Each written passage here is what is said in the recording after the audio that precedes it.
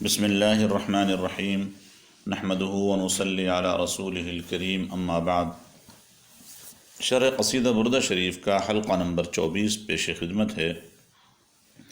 شعر نمبر 20: وراعها وهي في الأعمال سائمة وإن هي استحلت المرعى فلا تسيمي مولاي صل وسلم دائما ابدا على حبيبك خير الخلق كلهم۔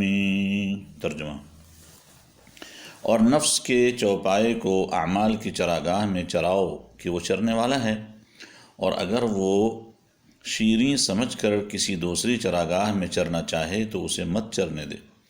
لغات: راعیہ یہاں راعی امر کا صیغہ ہے، معنی ہے نگرانی اور دیکھ بھال کرنا، اور یہ باب مفاعلت سے ہے۔ ویسے ثلاثی میں باب فتحہ سے آتا ہے رعا الماشیۃ، جانور کو چرانا، اور اگر رعا الشیء بولا جائے تو معنی ہے خیال رکھنا، رعایت کرنا۔ سائمتن چوپائے کو کہتے ہیں جو جانور چراگاہ میں چرتا ہو۔ نصرہ سے اس کا فعل آتا ہے سام الماشیۃ بولا جائے تو جانور کو چراگاہ میں آزاد چھوڑنا، اور اگر نصرہ سے آئے اور سامہو سومن بولا جائے تو معنی ہے تکلیف دینا، اور تفعیل میں لے جائیں تو سوما نشان لگانا۔ استحلت استفعال سے ہے کسی چیز کو میٹھا محسوس کرنا۔ ثلاثی میں نصرہ سے آتا ہے حل الشیء یحلو، میٹھا ہونا۔ المرعى یہاں چارہ کے معنی میں ہے۔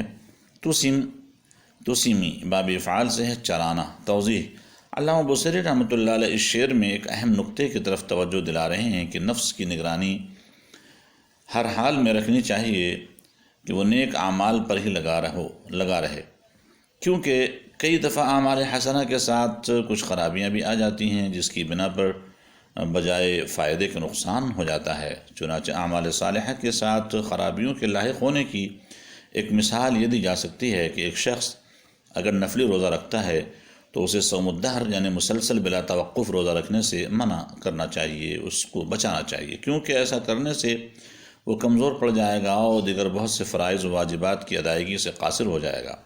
اسی وجہ سے حدیث شریف میں آیا ہے لا صام من صام الابد، 3 دفعہ حضور پاک علیہ السلام نے یہی جملہ ارشاد فرمایا، صحیح مسلم۔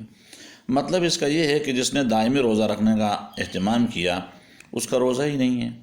اس سے اشارہ اسی بات کی طرف ہے کہ ایسا کرنے والا ظاہر ہے کہ دیگر کئی ساری شرعی ذمہ داریوں کو انجام دینے سے قاصر رہ جائے گا۔ اسی لیے سرکار دو عالم صلی اللہ علیہ وسلم نے اس کو اچھا نہیں گردانا۔ تاہم اس کے بجائے اگر کوئی صوم داؤدی کا اہتمام کرے تو آپ علیہ السلام نے اس کی اجازت دی ہے، جیسا کہ بخاری شریف میں ہے صم افضل الصوم صوم داؤد صیام یومن و افطار یومن، یعنی ایک دن روزہ ایک دن افطار، یہی صوم داؤدی ہے۔ اسی طرح ہمارے کئی دینی کام ہوتے ہیں جن کے بارے میں نفس دیگر لوگوں کو یہ باور کرانا چاہتا ہے کہ اس میں ہم بڑے مخلص ہیں، حالانکہ وہ اس طریقے پر اپنے مفادات اور ریاکاری و تکبر کی روش پر کار فرما ہوتا ہے۔ لہذا اپنے اعمال کی حفاظت و بقا کی خاطر ان اعمال کی نگرانی بہت ضروری ہے، ورنہ نفس اپنی کاریگری سے ان اعمال کے پس پردہ بندے کو کئی ساری خرابیوں میں مبتلا کر دیتا ہے۔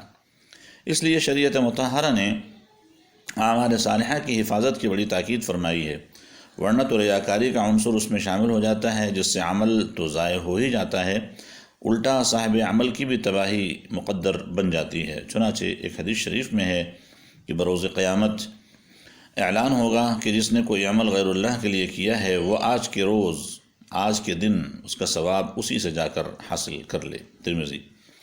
اسی طرح ایک حدیث شریف میں ہے کہ ایک عالم، ایک سخی اور ایک مجاہد کو بلایا جائے گا جنہوں نے اپنے اپنے عمل میں ریاکاری کی ہوگی، ان سے سوال جواب کر کے ان کو جہنم رسید کر دیا جائے گا۔ اس حدیث کو بیان کرتے ہوئے حضرت ابو ہریرہ رضی اللہ تعالیٰ عنہ 4 دفعہ بے ہوش ہوئے ہیں۔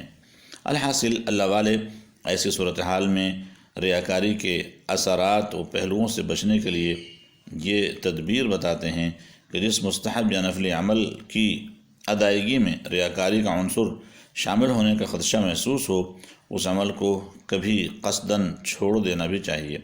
حضرت علامہ بصری رحمۃ اللہ علیہ لا تسمی کے لفظ سے اشارہ دے رہے ہیں کہ نفس اگر کسی نفلی عمل کو بہت پسند کرنے لگے تو وہ کام چھوڑ دے، کیونکہ یہ عمل پھر عبادت کی شان کا نہ رہا بلکہ وہ اپنی غرض سے ہوا۔ تاہم اتنی بات مد نظر رکھنی چاہیے کہ ریاکاری کے سبب عمل چھوڑنے کا مشورہ صرف نوافل و مستحبات میں ہے، یعنی کہ فرائض و واجبات میں یہ بات نہیں ہونی چاہیے۔ وہاں تو اپنے ذہن و خیال سے ریاکاری کے تصور کو بھی مٹانے کی کوشش کرے اور اپنی ادائیگی جاری رکھے اور عبادت کو باقی رکھے، یعنی کہ فرض اور واجب کو ریاکاری کے سبب ترک نہ کرے۔ اس شعر میں علامہ بصیری رحمۃ اللہ علیہ نے نفس کو جانور سے تشبیہ دی ہے کہ جب نفس ایک عمل کرتا ہے اور کرتے کرتے کسی دوسرے عمل کی طرف بڑھتا ہے اور بسا اوقات ایسا عمل کرنے لگتا ہے جو مفید نہیں ہے، جیسے کہ جانور چرتے چرتے کبھی ایسے پودے اور درخت کے پتوں کو کھانے لگ جاتا ہے جو اس کے لیے مفید ہونے کے بجائے نقصان دہ ہوتے ہیں، تو صرف اپنی زبان کی لذت کے چکر میں لگا ہوتا ہے۔ جو سمجھدار مخلص چرواہا اور نگراں اس بات کا ذمہ دار ہوتا ہے کہ وہ جانور کو نقصان دہ پودوں اور پتوں سے جانور کو بچائے۔ نفس کی اسی کمزوری کو دیکھتے ہوئے علامہ بصیری رحمۃ اللہ علیہ فرماتے ہیں کہ اس کو اعمال صالحہ کی چراگاہ میں ضرور چراؤ، لیکن اسے اپنی مرضی پر مت چھوڑو، بلکہ جو عمل اس کے لیے نقصان دہ ہے اس سے اس کو دور رکھو۔ ملا علی قاری رحمۃ اللہ علیہ فرماتے ہیں کہ اعمال صالحہ کرتے ہوئے نفس جب عبادت کو عادت کے طور پہ کرنے لگے تو اسے اس عمل و عبادت سے روک دینا چاہیے۔ دوسری بات یہ فرماتے ہیں کہ دوران عمل بھی نفس کی نگرانی ضروری کرنی چاہیے کہ کہیں آداب و اصول میں کوئی کوتاہی تو نہیں ہو رہی یا وہ ریاکاری اور عجب میں مبتلا تو نہیں ہو رہا ہے۔ بہرحال نفس کو آزاد نہیں چھوڑنا چاہیے۔ اللہ تعالی ہم سب کو نفس پر کنٹرول، اس کی نگرانی اور پھر اس کی اصلاح کی آسان توفیق عطا فرمائے، اور علامہ بصیری رحمۃ اللہ علیہ کو بھرپور جزائے خیر عطا فرمائے۔ آمین ثم آمین، وآخر دعوانا ان الحمد للہ رب العالمین۔